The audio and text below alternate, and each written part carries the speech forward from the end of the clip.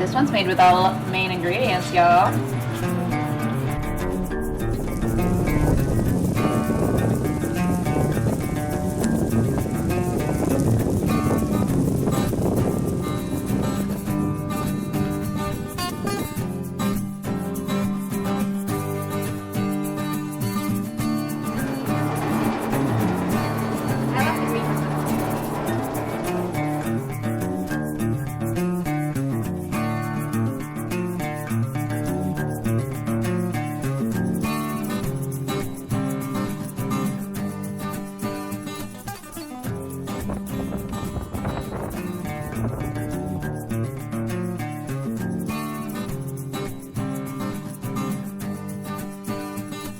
It's debatable whether or not the blueberry farms like this one will succeed